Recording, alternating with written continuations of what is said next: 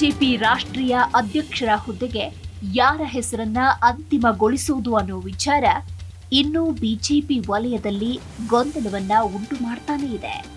ಆ ಒಂದು ಕಾರಣಕ್ಕಾಗಿ ಆಯ್ಕೆ ಪ್ರಕ್ರಿಯೆಯಲ್ಲಿ ವಿಳಂಬವಾಗ್ತಾ ಇದೆ ಅಂತ ಹೇಳಲಾಗ್ತಾ ಇದೆ.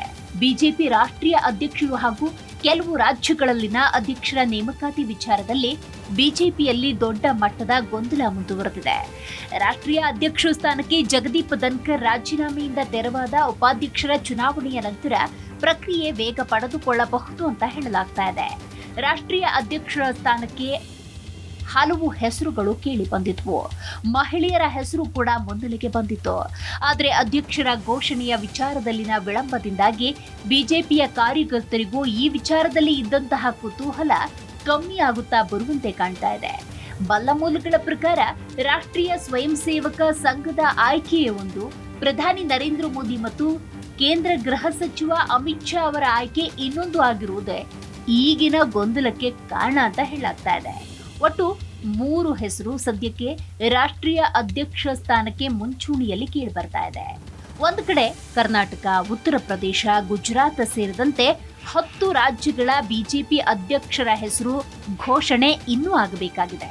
ರಾಜ್ಯ ಮಟ್ಟದಲ್ಲಿ ಗೊಂದಲಗಳು ಇರುವುದರಿಂದ ಅಧ್ಯಕ್ಷರ ಆಯ್ಕೆ ಪ್ರಕ್ರಿಯೆ ವಿಳಂಬ ಆಗ್ತಾ ಇದೆ.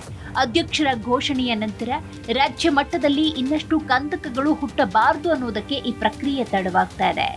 ರಾಷ್ಟ್ರೀಯ ಸ್ವಯಂ ಸೇವಕ ಸಂಘ, ಕೇಂದ್ರ ಕೃಷಿ ಸಚಿವ ಹಾಗೂ ಕಾರ್ಯಕರ್ತರ ವಲಯದಲ್ಲಿ ಮಾಮಾಜಿ ಎಂದೇ ಹೆಸರಾಗಿರುವ ಶಿವರಾಜ್ ಸಿಂಗ್ ಚೌಹಾಣ್ ಅವರನ್ನ ಮುಂದಿನ ರಾಷ್ಟ್ರೀಯ ಅಧ್ಯಕ್ಷರನ್ನಾಗಿ ಕೂರಿಸುವುದಕ್ಕೆ ಸೂಚಿಸಿದೆ. ಆದರೆ ಈ ಹೆಸರಿಗೆ ನರೇಂದ್ರ ಮೋದಿ ಮತ್ತು ಅಮಿತ್ ಶಾ ಬೆಂಬಲ ಇಲ್ಲ ಅಂತ ಹೇಳಲಾಗ್ತಾ ಇದೆ.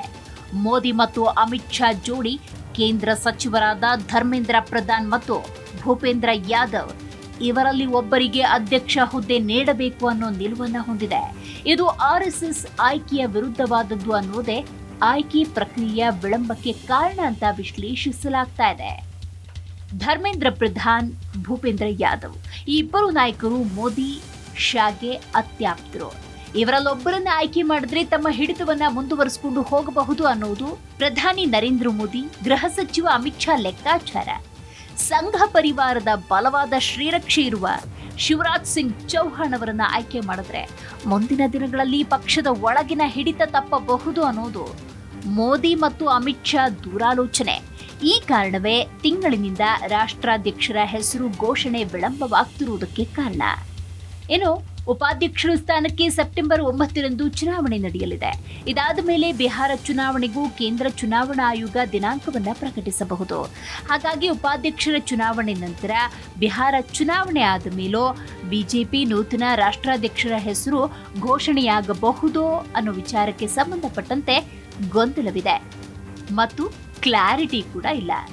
ಇನ್ನು ಕರ್ನಾಟಕದ ವಿಚಾರಕ್ಕೆ ಬರುವುದಾದ್ರೆ ಆದಷ್ಟು ಬೇಗ ಪಕ್ಷದ ರಾಜ್ಯಾಧ್ಯಕ್ಷರ ವಿಷಯದಲ್ಲಿ ಸ್ಪಷ್ಟ ನಿರ್ಧಾರಕ್ಕೆ ಬರುವಂತೆ ಬಿಜೆಪಿ ರಾಷ್ಟ್ರೀಯ ಅಧ್ಯಕ್ಷ ಜೆಪಿ ನಡ್ಡಾ ಮೇಲೆ ರಾಜ್ಯ ಬಿಜೆಪಿಯ ಕೆಲವು ನಾಯಕರು ಒತ್ತಡ ಹಾಕಿದ್ದಾರೆ. ಹೌದು, ರಾಜ್ಯಾಧ್ಯಕ್ಷರ ಆಯ್ಕೆ ವಿಷಯದಲ್ಲಿ ಸ್ಪಷ್ಟ ತೀರ್ಮಾನ ತಿಳಿಸುವುದು ಸೂಕ್ತ. ಕೆಲವರು ತಟಸ್ಥ ಬಣ ಎನ್ನುತ್ತಾ ದಿಲ್ಲಿಯಲ್ಲಿರ್ತಾರೆ. ಒಂದು ಪ್ರತಿಭಟನೆ ನಡೆಸಲು ಸೂಕ್ತ ತೀರ್ಮಾನ ತೆಗೆದುಕೊಳ್ಳಲು ಕಷ್ಟ ಸಾಧ್ಯವಾಗ್ತಾ ಇದೆ. ಕಾರ್ಯಕರ್ತರಲ್ಲಿ ಗೊಂದಲ ಉಂಟಾಗ್ತಿದೆ ಎಂದು ರಾಜ್ಯ ಬಿಜೆಪಿಯ ಕೆಲ ನಾಯಕರು ಜೆಪಿ ನಡ್ಡಾ ಸಮ್ಮುಖದಲ್ಲೇ ಈ ವಿಚಾರವನ್ನ ಪ್ರಸ್ತಾಪ ಮಾಡಿ ಗಮನ ಸೆಳೆದಿದ್ದಾರೆ. ಆದರೆ ನಮಗೆ ಎಲ್ಲವೂ ಗೊತ್ತಿದೆ, ಆದಷ್ಟು ಬೇಗ ಮಾಡ್ತೇವೆ ಹೀಗೆಂದು ಜೆಪಿ ನಡ್ಡಾ ಹೇಳಿದ್ದಾರೆ. ಒಟ್ಟಾರೆ ಇಡೀ ಕಮಲ ಪಾಳ್ಯದಲ್ಲಿ ಬಿಸಿ ಬಿಸಿ ಚರ್ಚೆ ನಡೀತಾ ಇರುವುದು ಮುಂದಿನ ಬಿಜೆಪಿ ರಾಷ್ಟ್ರೀಯ ಅಧ್ಯಕ್ಷರು ಯಾರು ಅಂತ. ಆದರೆ ಇದಕ್ಕೆ ಸ್ಪಷ್ಟವಾದ ಉತ್ತರ ಮಾತ್ರ ಇನ್ನೂ ಸಿಗ್ತಾ ಇಲ್ಲ. ಕಳೆದ 6-7 ತಿಂಗಳಿನಿಂದ ಅಧ್ಯಕ್ಷರ ಆಯ್ಕೆಯ ಕಸರತ್ತು ನಡೀತಾನೆ ಇದೆ. ಆದರೆ ಅಂತಿಮ ಮುದ್ರೆ ಮಾತ್ರ ಬೀಳ್ತಿಲ್ಲ. ಮೊದಲು ಜುಲೈನಲ್ಲಿ ಅಧ್ಯಕ್ಷರ ಹೆಸರು ಘೋಷಣೆಯಾಗುತ್ತೆ ಅಂತ ಹೇಳಲಾಗ್ತಾ ಇತ್ತು. ಆದರೆ ಬಳಿಕ ಪ್ರಧಾನಿ ನರೇಂದ್ರ ಮೋದಿ ವಿದೇಶ ಪ್ರವಾಸ ಮುಗಿಸಿ ಬಂದ ಬಳಿಕ ಹೆಸರು ಬಹಿರಂಗವಾಗುತ್ತೆ ಅಂತ ಹೇಳಿದ್ರು. ತದನಂತರ ಸಂಸತ್ ಅಧಿವೇಶನ ಆಗಸ್ಟ್ನಲ್ಲಿ ಫೈನಲ್ ಆಗುತ್ತೆ ಅಂತ ಕೂಡ ಹೇಳಿದ್ರು. ಈಗ ಬಂದಿರುವ ಮಾಹಿತಿಯ ಪ್ರಕಾರ ಆಗಸ್ಟ್ನಲ್ಲೂ ಅಧ್ಯಕ್ಷರ ಆಯ್ಕೆ ನಡೆಯುವುದಿಲ್ಲ, ಮತ್ತೆ ಮುಂದಕ್ಕೆ ಹೋಗಿದೆ. ಹಾಗಾದ್ರೆ ಯಾವಾಗ ಅಧ್ಯಕ್ಷರ ಆಯ್ಕೆ ನಡೆಯುತ್ತೆ? ದಿನೇ ದಿನೇ ವಿಳಂಬ ಆಗ್ತಿರುವುದು ಯಾಕೆ? ಶಿಸ್ತಿನ ಪಕ್ಷ ಎಂದೇ ಗುರುತಿಸಿಕೊಂಡಿರುವ ಬಿಜೆಪಿಗೆ ಅಧ್ಯಕ್ಷರ ಆಯ್ಕೆ ಇಷ್ಟೊಂದು ಕಗ್ಗಂಟ್ಯಾಕೆ? ಹೀಗೆ ಹಲವು ಪ್ರಶ್ನೆಗಳು ಮೂಡಿದೆ.